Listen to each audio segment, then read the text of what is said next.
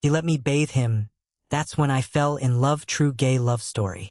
The first time Ezra Calloway walked into Nathaniel Reyes's house, he wasn't looking for love. He was looking for a paycheck, a schedule that didn't destroy his body, and maybe, if he was being honest with himself, a reason to believe his life was still moving forward instead of standing still. Home health aide work wasn't glamorous. It meant early mornings, sore knees, clients who sometimes looked at you like you were furniture instead of a person, and paperwork that never seemed to end. But Ezra needed the job badly, and the agency had been clear. This client paid well above the standard rate, but he'd already gone through 3 caregivers in 6 weeks. He's difficult. His supervisor, Marisol, had warned him over coffee the morning of his first shift. Sharp tongue. Doesn't like being helped. But underneath all that, I think he's just scared, and scared people push everyone away before they can be left. I can handle difficult, Ezra had said, more confidently than he felt. Nobody warned him the client would be the most stubborn, most infuriating, most quietly beautiful man he'd ever met, or that within a matter of months, difficult would become the last word he'd ever used to describe Nathaniel Reyes. The house sat on a bluff above the coast, all glass and cedar, built for a man who used to spend his mornings running along cliffside trails before most of the world woke up. Ezra parked in the gravel driveway, smoothed down his shirt, and knocked. "You're late," came a voice from inside, before the door had even fully opened. He stepped through into a sunlit living room, and there he was, sitting in a wheelchair in the middle of the space like he resented every inch of it, dark hair falling over sharp cheekbones, arms crossed over a chest that still looked strong despite 6 weeks of enforced stillness. His left leg was locked in a heavy brace, extended stiffly in front of him at an angle that looked deeply uncomfortable. His eyes were a deep, storm cloud gray, and they were unmistakably furious. "Traffic on the coastal road," Ezra said calmly, setting down his bag. "I called ahead. Twice. I don't care about your phone calls. I care about people showing up when they say they will." Nathaniel's jaw tightened, a muscle jumping there. "You know what? Forget it. I don't need a babysitter. Marisol can send someone else. I'm not a babysitter. I'm a caregiver. There's a difference." Ezra crouched slightly, meeting Nathaniel's eyes at his level instead of towering over him the way the last 3 aides apparently had, according to the file. "And based on your case notes, you need one whether you want to admit it or not. So we can either work together for the next few months, or you can keep going through people until the agency runs out of aides willing to put up with you. Your call." Nathaniel stared at him for a long moment, clearly unused to being spoken back to by someone he was paying. "You're not what I expected," he finally muttered, something almost grudgingly impressed in his tone.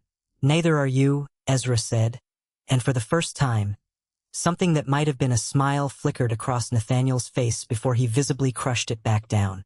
"I'm going to need you to sign a few things," Ezra continued, pulling paperwork from his bag like nothing had happened. "And then I'll need a tour of the house, because I like to know where everything is before I'm needed in an emergency." "There won't be emergencies." "There's always emergencies," Ezra said simply. "That's why I'm here." The accident, Ezra learned over the following days from the case file and the careful, indirect questions he asked, had happened 4 months earlier. Nathaniel had been a competitive rock climber, sponsored, ranked nationally, on the edge of qualifying for a professional international circuit, when a rope failure during a routine training climb sent him falling nearly 40 feet onto rocky terrain below. He'd shattered his left leg in 3 places, fractured 2 vertebrae, spent 6 weeks in a hospital bed and another 2 in an inpatient rehab facility, learning that his climbing career, and a large piece of the identity he'd built his entire adult life around, was very likely over. He hadn't spoken to most of his old climbing friends since he'd come home. His agent called weekly. His mother visited on Sundays and left in tears every single time, which only made Nathaniel more determined to convince her he didn't need her to keep coming. "They don't know what to say to me," Nathaniel admitted one evening during his 2nd week with Ezra. Staring out the great room window at the ocean he used to run along every single morning before dawn. "So mostly they say nothing at all. Easier for everyone if I just disappear into this house and stay out of everyone's way." "You haven't disappeared," Ezra said gently, folding a stack of clean towels at the kitchen island. "You're right here." Grumpy, difficult, but very much here. Nathaniel huffed something that wasn't quite a laugh. I used to climb sheer cliff faces for a living, for fun, for the sheer thrill of it. Now I need someone to help me get in and out of a bathtub without falling and cracking my skull open. Excuse me if I'm not feeling particularly here about any of it. Ezra didn't flinch. He'd cared for dozens of clients over 6 years in this line of work. Elderly patients navigating dementia, accident survivors relearning how to walk, people facing illnesses that stole their independence in cruel, incremental pieces. He understood, better than most people his age, that the hardest part of recovery was almost never the physical part. The body healed on its own schedule. The mind was a different, far more stubborn story. That's not weakness, Nathaniel. That's just where you are right now. There's a difference between where you are and who you are, and I think you're mixing those two things up. Nathaniel didn't answer, but he also didn't argue, which Ezra was quickly learning, counted as something close to victory in this house. If this heartfelt gay love story is already tugging at your chest, stay close, because he let me bathe him. That's when I fell in love has barely scratched the surface of what's coming. Weeks unfolded slowly in the house on the bluff, each one carving away a little more of Nathaniel's carefully constructed armor without either of them quite noticing it happening in real time. Ezra learned the rhythms of the place quickly, which floorboards creaked outside the bedroom, how Nathaniel took his coffee black, scalding hot, no exceptions, which physical therapy exercises he'd actually do without complaint and which ones required bribery in the form of terrible reality television Nathaniel pretended to hate but never turned off. He learned that Nathaniel's sharp tongue was mostly armor. That underneath the sarcasm was a man who'd built his entire sense of self around physical strength and capability, and who was now terrified of what he was without it. He learned that Nathaniel cried during nature documentaries and blamed it on allergies every single time, even in winter. He learned that he thanked the mail carrier by name every single day, that he still tipped delivery drivers generously even though money was tighter now that sponsorships had quietly started drying up, that he kept a small, worn photograph of his late father tucked in the drawer of his nightstand and never once mentioned it, though Ezra had glimpsed it while organizing medications. The bathing routine started in the middle of week 2, once Nathaniel's doctor cleared him for more hands-on assistance with mobility. It was, by far, the part of the job Ezra had been most nervous about, not because of the physical mechanics of it, which he'd done 100 times with other clients, but because of how much careful, deliberate trust it required between two people who barely knew each other yet. The first time, Nathaniel was rigid with humiliation the entire way through. Jaw clenched tight, eyes fixed on the tile wall, refusing to speak a single word. Ezra worked quickly and professionally, narrating each step in a calm, low voice the way he'd been trained to, treating Nathaniel's dignity as something sacred rather than an inconvenient afterthought. I'm going to support your left side now, just breathe, you're doing great, almost done. Afterward, wrapped in a towel and settled back into his chair, damp hair curling slightly at his temples, Nathaniel finally spoke. Thank you, he said quietly, not meeting Ezra's eyes, for not making it weird. The last aide made comments. About my body. About the scars. His voice tightened, made me feel like some kind of specimen. Something hot and protective flared in Ezra's chest. That's not okay. I'm sorry that happened to you. It's not your fault. Doesn't mean I'm not sorry it happened. Ezra met his eyes steadily. It's not weird, Nathaniel. It's just care. You deserve to be cared for without feeling like you're on display. Something shifted in the room after that.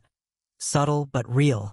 Nathaniel's shoulders, which had been braced tight against his ears from the moment Ezra arrived each morning, dropped a fraction of an inch. His silences grew less hostile and more thoughtful. He started, slowly and almost against his own will, asking Ezra questions. Where he'd grown up. Small town 2 hours inland. Raised by a single mom who worked double shifts at a diner. Why he'd become a caregiver. Wanted to be a nurse, couldn't afford school. This was close enough for now. Whether he had siblings. A younger sister, still in college, studying marine biology, the smart one of the family. You're still planning to go back to school, Nathaniel said one afternoon, not quite a question, while Ezra adjusted the pillows behind his back after a physical therapy session that had left him exhausted and frustrated. For nursing. Someday. When I've saved enough. Ezra shrugged like it didn't matter, though it clearly obviously did. Nathaniel studied him for a long moment, something unreadable moving behind his gray eyes. You should go now. Not someday. You're better at this than anyone I've met, and I've met a lot of supposedly qualified people since the accident. It was, Ezra realized later, lying awake in his own apartment that night, the first genuine, unguarded compliment Nathaniel had given anyone since the accident, according to everything Ezra had pieced together. And it had been given to him. He told himself that didn't mean anything in particular. He was wrong. March turned into April. The bathing routine, once fraught with tension thick enough to choke on, slowly transformed into something else entirely. A quiet, unspoken ritual neither of them addressed directly but both, Ezra suspected, had begun to look forward to in ways neither would admit out loud. Ezra noticed things he probably shouldn't have.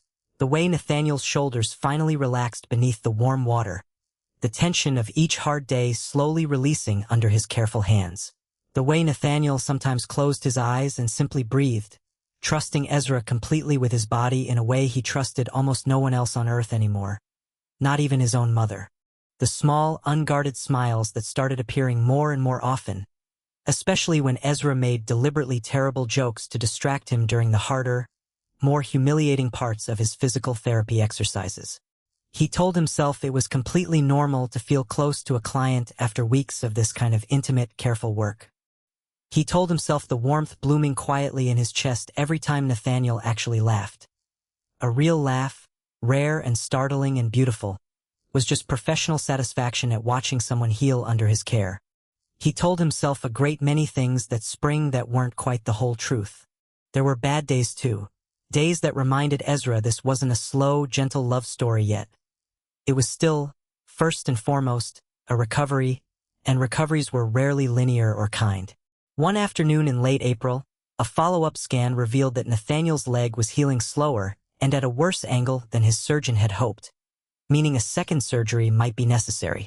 Nathaniel took the news in silence in the doctor's office, nodded politely at the surgeon's explanation, thanked the nurse on the way out. He didn't say a single word on the entire 40-minute drive home. The moment they got through the front door, something in him finally broke. He gripped the armrests of his wheelchair so hard his knuckles went white, and when he spoke, his voice was raw and shaking with a rage that had clearly been building for months. I don't want to do this anymore, he said, voice cracking. I don't want to do the exercises.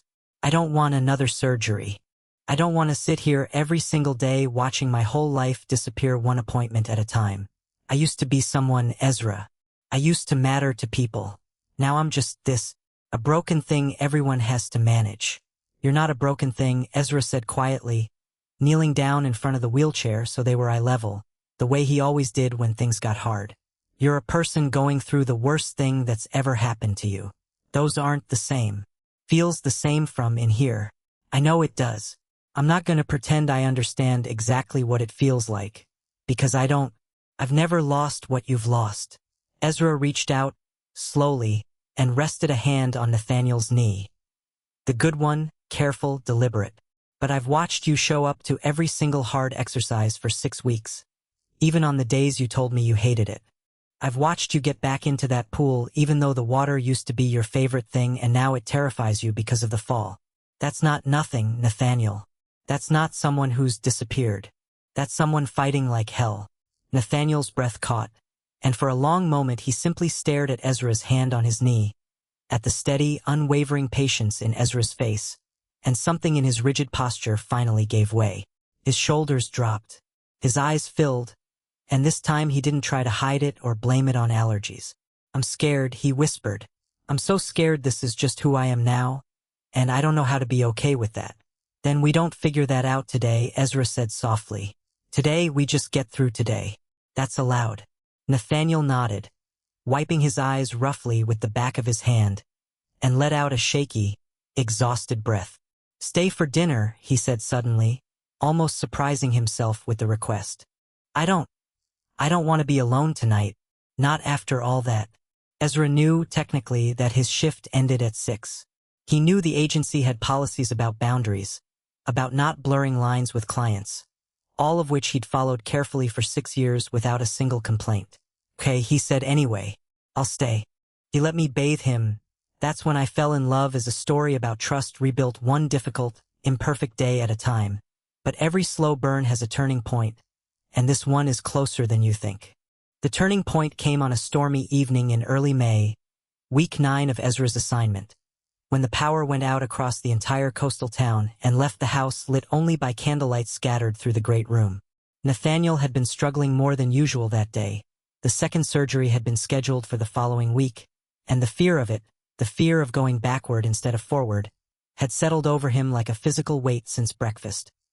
He sat in his wheelchair by the window, staring out at the storm-dark ocean, saying almost nothing for over an hour while Ezra moved quietly around him, lighting candles, checking that the emergency lanterns still had batteries, giving him space without abandoning him entirely.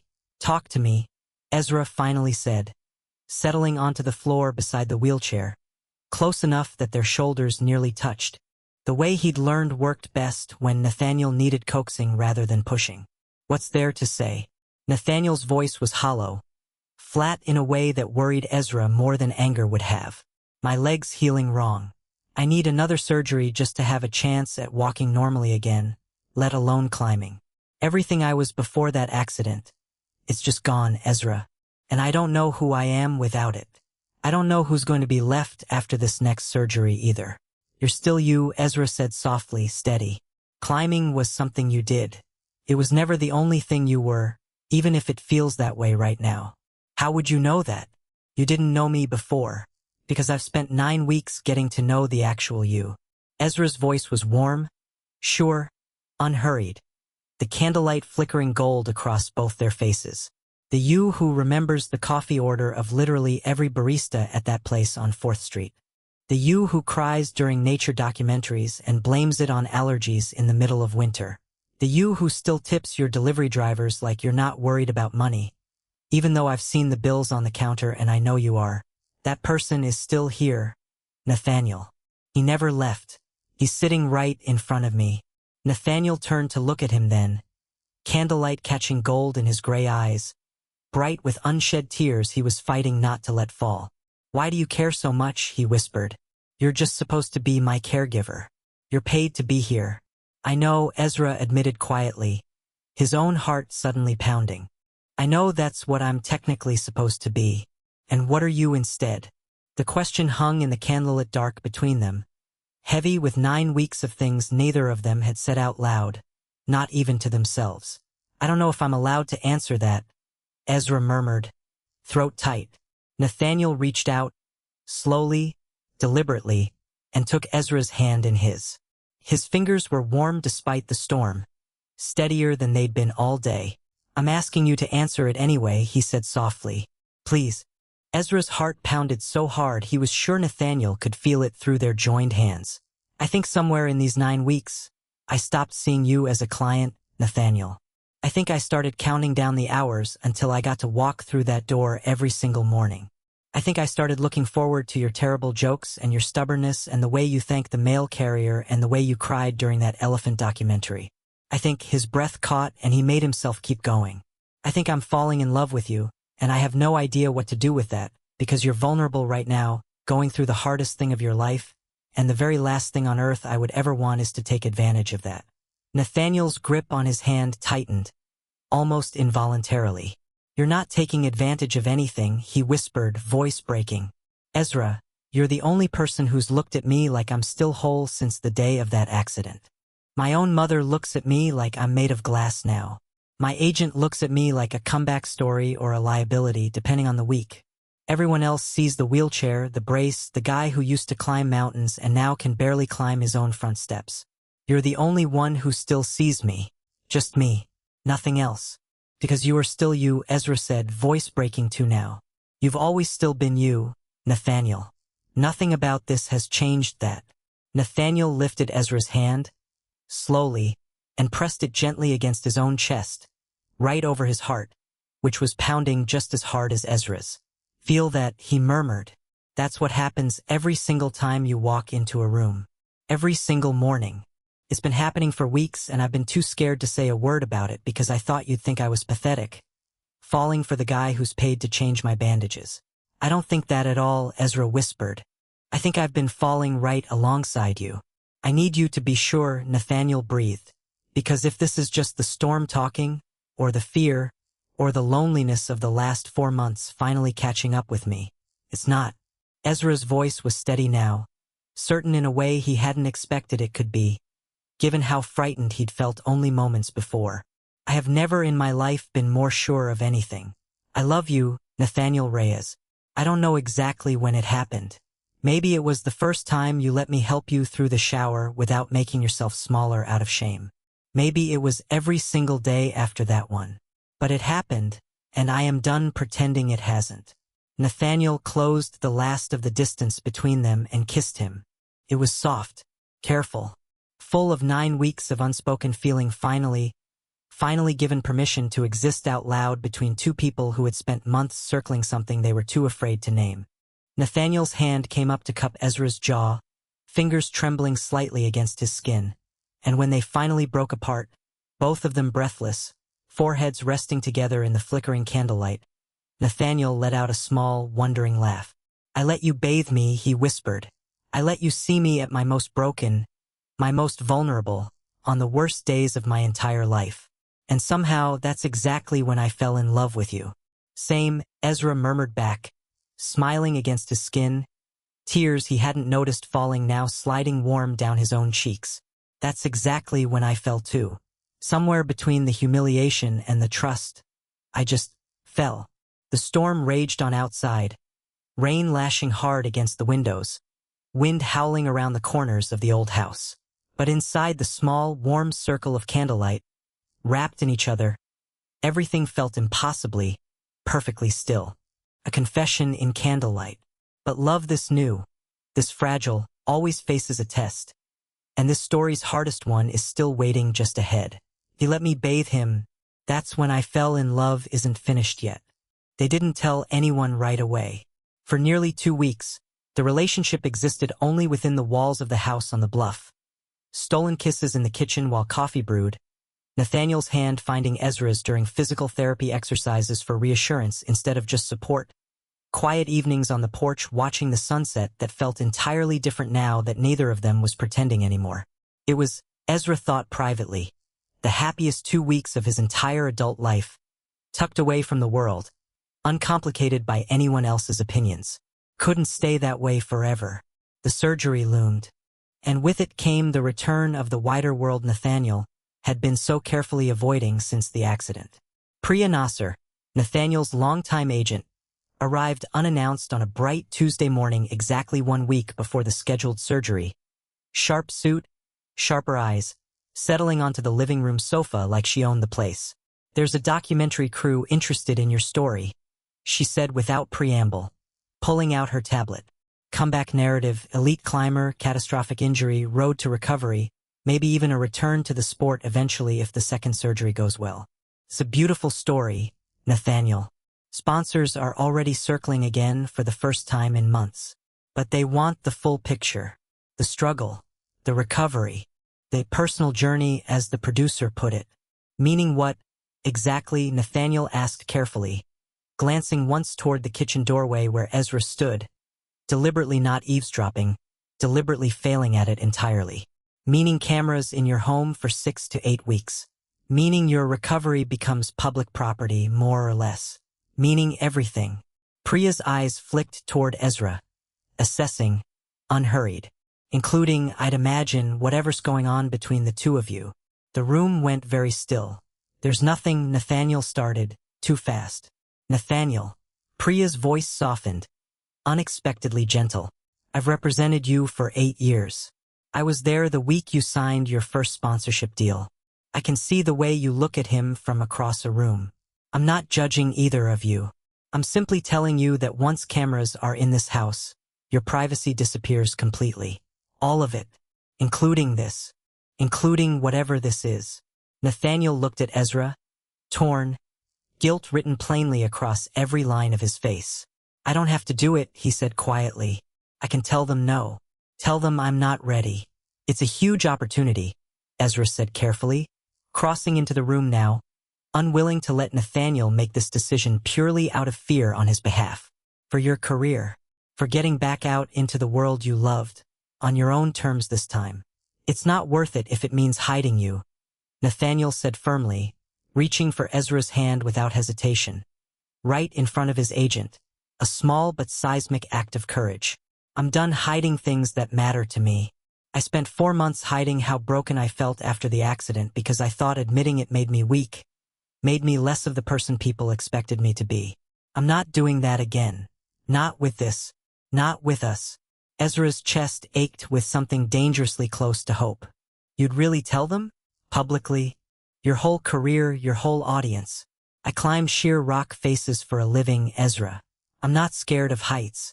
A small, genuine smile tugged at the corner of Nathaniel's mouth. The first real one Priya had seen from him in months, by the surprised look on her face. I'm scared of losing you. That's the only thing on this entire earth that actually terrifies me anymore. Priya, watching the exchange with an expression that had softened considerably, stood to leave, gathering her tablet. For what it's worth, she said at the door, authentic stories sell far better than staged ones anyway. Audiences can tell the difference, always. Think about it. Both of you. No rush. They did think about it. Long, careful conversations on the back porch as the ocean turned gold and then violet at sunset, weighing fear against hope, privacy against truth, the terrifying vulnerability of being seen against the exhausting weight of hiding. In the end, it was Nathaniel who decided, firm and unwavering in a way that surprised even himself, that he was done building his comeback, professional or personal, on a foundation of secrets and careful omissions.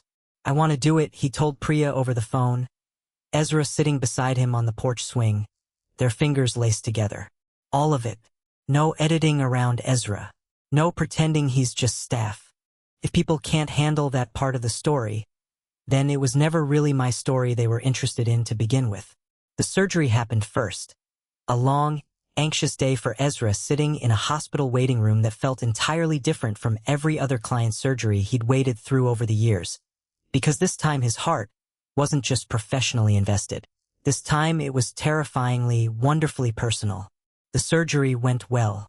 Better than expected, according to the surgeon, who mentioned a genuinely optimistic recovery timeline for the first time since the accident.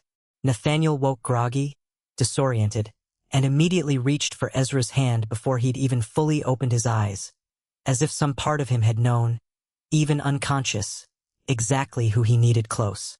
You stayed, Nathaniel mumbled, voice thick with anesthesia. Of course I stayed, Ezra whispered, pressing a kiss to his knuckles. Where else would I be? A surgery survived, a truth chosen over secrecy. But recovery is rarely a straight line, and neither is love built in the middle of one. He let me bathe him. That's when I fell in love has one more chapter still ahead. The documentary crew arrived 4 weeks later, once Nathaniel had regained enough strength to tolerate the disruption without it derailing his healing. It was strange, at first, having cameras in the house that had become the private sanctuary of Ezra and Nathaniel's slowly blooming relationship. Strange to have a boom microphone hovering during physical therapy sessions that had once been quietly, achingly intimate between just the two of them. But Nathaniel, true to his word, never once flinched from the truth on camera. He talked openly about the accident, about the 6 weeks in the hospital, about the crushing fear that his entire identity had been erased in a single 40-foot fall. And when the director gently asked about his support system, about who had helped him through the darkest months of his recovery, Nathaniel didn't hesitate. His name is Ezra, he said simply, looking directly into the camera with a steadiness that surprised the whole crew. He was hired to be my caregiver. He became the person who taught me that recovery isn't just about getting your body back. It's about learning who you are underneath everything you thought defined you. I fell in love with him somewhere in the middle of that. I'm not going to pretend otherwise for the sake of a cleaner story. They filmed the physical therapy sessions, Nathaniel's slow, hard-won progress from wheelchair to walker to, eventually, tentative unassisted steps across the living room floor, Ezra hovering close but no longer needing to catch him. They filmed quiet, ordinary moments too, at Nathaniel's insistence. Burnt dinner attempts that dissolved into laughter, Ezra's terrible jokes during exhausting exercises, a stolen kiss on the porch one evening that Nathaniel refused to let the editors cut from the final version. People need to see that recovery isn't just physical, Nathaniel told the director firmly, during one of the final interview sessions. Sometimes the thing that actually saves you isn't getting back to exactly who you were before. Sometimes it's finding someone who helps you become someone entirely new. Someone better even than who you were before everything fell apart. 6 months after Ezra first walked through that front door expecting nothing more than a difficult client and a paycheck, Nathaniel stood. Actually stood, unassisted, leg fully healed though permanently marked with long silver scars he no longer flinched from showing. At the base of a gentle beginner's climbing wall at a local recreation center, the first he'd attempted since the accident, Ezra stood beside him, harness in hand, heart in his throat. "You don't have to do this today," Ezra said quietly. "There's no rush." "I know," Nathaniel said, taking the harness and stepping into it with hands that were only slightly unsteady. "I want to.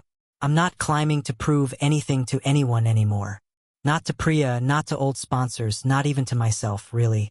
I'm climbing because for the first time since the accident, I feel whole enough to want to try. That's different than needing to prove something. That's just wanting."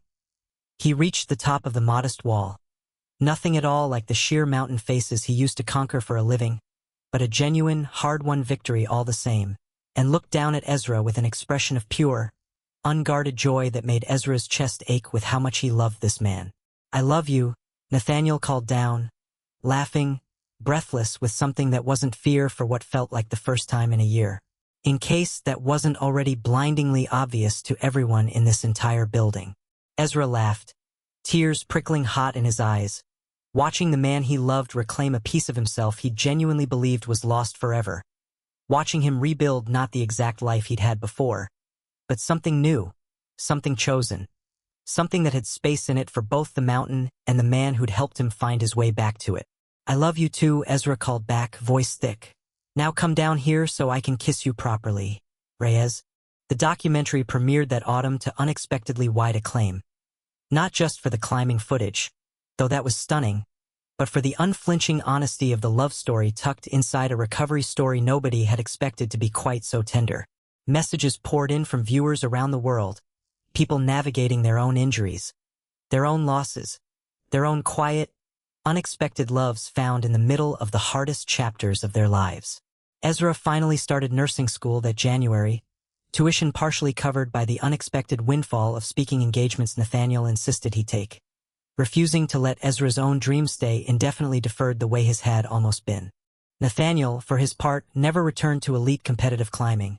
The doctors were honest that his body simply couldn't sustain that level of risk again, but he found something else instead. Coaching young climbers with disabilities, teaching them the same patient, hard-won lessons about identity and worth that Ezra had once taught him, one careful step at a time. On the 1-year anniversary of that stormy night in the candlelight, Nathaniel got down on one knee. Steady now, sure-footed, the scars on his leg no longer a source of shame but simply part of the story of how he'd gotten here, on the very beach below the house on the bluff.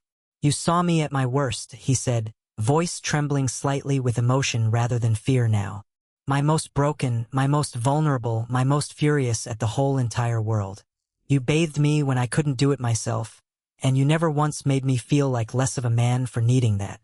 You gave me my dignity back one quiet moment at a time, Ezra Calloway. And somewhere in all of that, you gave me my whole heart back too. I don't want to spend the rest of my life without you in it. Will you marry me?" Ezra, crying and laughing all at once, sank down onto the sand in front of him. "Yes," he whispered. "Yes, of course, yes." He let me bathe him. That's when I fell in love, began with vulnerability and became something neither of them ever expected. A love built patiently on trust, on honesty, on the quiet courage it takes to let someone see you at your most fragile and love you anyway. Sometimes the most healing thing in the world isn't getting back exactly what you lost. It's discovering who was there all along, ready to help you rebuild into someone even stronger. Should their story continue? Comment part 2 if you want more. Like if this made your heart race red heart. Subscribe for weekly gay romance stories.